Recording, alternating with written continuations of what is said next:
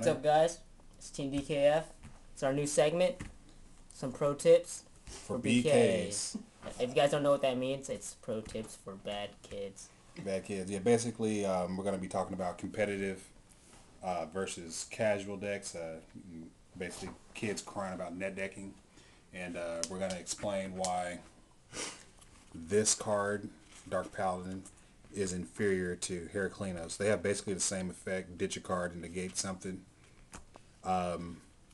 So, yeah, let's get into the discussion. The first thing we'll talk about is people whining about net decking.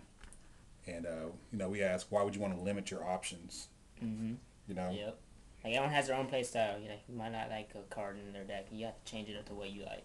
Like, I like my Tech Puddle on my Light Swarm because it's an out. And it's a crush target. But otherwise, that's what it's for. Yeah, basically, people. I get people sending me deck lists all the time, and for some reason they refuse to run cards that work, like Missing Tomatoes. They don't want to run Sangin. They don't want to run floaters. The cards in the game that gives you a plus or some kind of advantage as soon as you use them. And again, that's just limiting your options. So, and that's not necessarily net decking. That's just using stuff that works. I mean, you think about it. You look at a basketball team. Nobody runs a basketball team with 5 point guards. I mean, they're all really fast. Yeah. But if you don't have your big man crashing the boards, you don't have your power forwards. You need to have the diversity.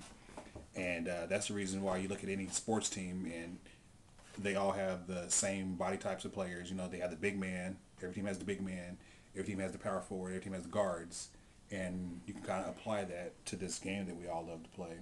You got to have your floaters, some kind of cards that give you consistency and pluses. Mm-hmm.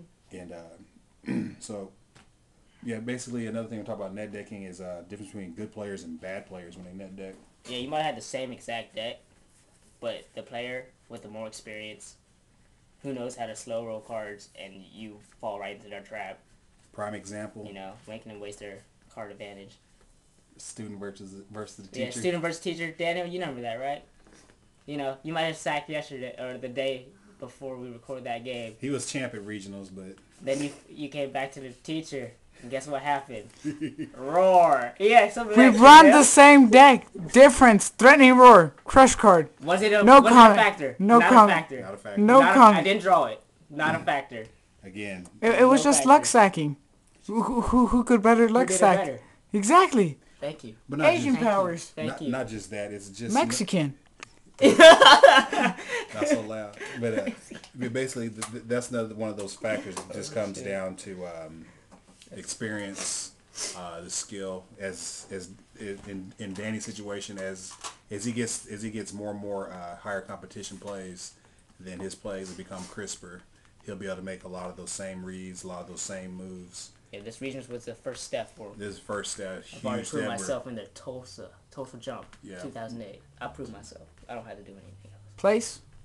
Top 8. Top 8. Exactly. I have 3 regional wins, 2 regional wins, and 4 regional top 8s. So yeah, we put our work in, and that's basically the kind of things we learned. I mean, I still make misplays here and there, but it's like when I sit down for competitive plays. After we get something on the line. Yeah, get something on the line. You make it worth it. Then the misplays disappear. Yeah, and then it's on. Finally, the third thing we'll talk about is consistency. I get a lot of people sending me decks. Will you help me build my skilled dark magician, blue eyes, Beaver Warrior. You can't take. You have to pick a specific deck type you want, and then start pay testing with it, and then send us what you can't figure out what is not working, and we can help you from there. Because you guys can't send us random cards you have, because that's we can help you. Not just that, you can't really build a deck that'll work efficiently. Okay, so you beat all your friends, but go to a bigger venue or play people who play different styles. Yeah, people and are in a big tournament, competitive. Right, in a big competitive tournament, you won't be able to have those same results 9 rounds in a row. Yeah, like Cal's, wow, he was doing good at the regionals, but man, if he had to go 9 rounds like at a jump, he'd have some trouble. No doubt. That's just a situation. As good as his deck is, it's a heavily combo oriented deck. So yeah, you have deck cards like with Lightsworn, you have wolves, you have necros, you have to have them. They're in the deck. And sometimes you mill them, sometimes you don't. Yeah, that adds to some of the consistency for lights. One, the fact that you can mill those things. Yep. But I guess the thing to think about though is consistency, and that's another reason why using tournament tested, proven decks, i.e. net decking, is important. Why so many people do it. It's just for the consistency. People want to win, and there's no reason to just limit your options. And I don't think that your idea hasn't been tried before. I get people say, "Well, I want to take this deck to a big tournament and prove that it can win without using Destiny Draw or Dark Arm Dragon or this and that."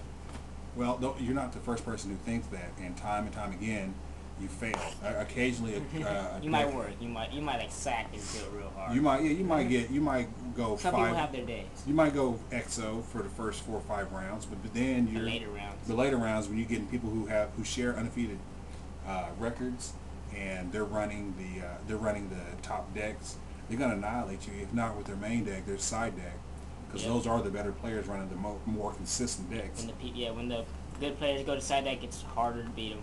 That's right. Way harder. Main deck is just nothing compared to what they can do on their side. They could throw you off with something completely random. Right. And on occasion, you'll see the offbeat deck like Counter Fairies. Yo, that card. That deck is an amazing deck, but it has so many. You have to have Artemis to get the engine going. With back row and Artemis.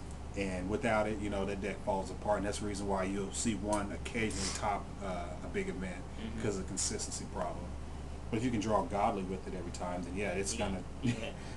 Unfortunately, there's not very many ways to do that. Even if you first turn Sark, that's 2 turns. You still have to wait 2 turns, and you might get slaughtered by then. Cold Wave, the Rex Counter Fairies. You have to negate it to play your stuff. My worst time ever was Shonen Jump, St. Louis, round 1. I played dude running Decree Tomato Swap, and this was during the Airblade format, if you guys remember that, with triple Stratos. I think the Airblade format lasted about 2 weeks.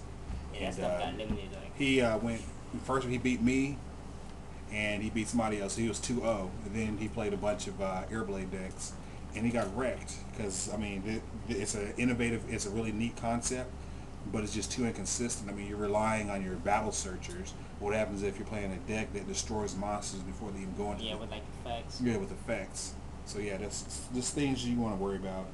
And just the whole point of this series is just to get you guys to start thinking about the way you build decks to help you become better duelists. Yeah, think of us as a new metagame because there's no more metagame, guys. So Dub K Dad's channel will be like a new metagame, so subscribe to him, guys. Yeah.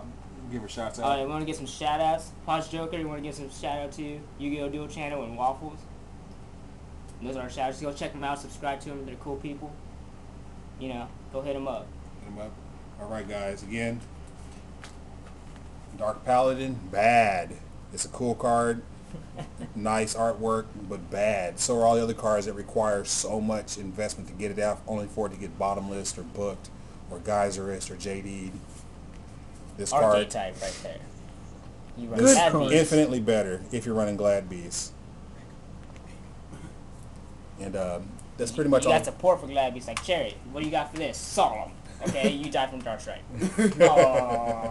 Sad Panda. Sad Panda time. Alright guys, thanks for listening and paying attention. As the series goes on, we'll kind of work on the quality. This is our first run through, so comment what you think we should do. Yeah, what else you want to see, what you think about it. This is our first try, so don't hate too much. Alright guys, peace. See ya.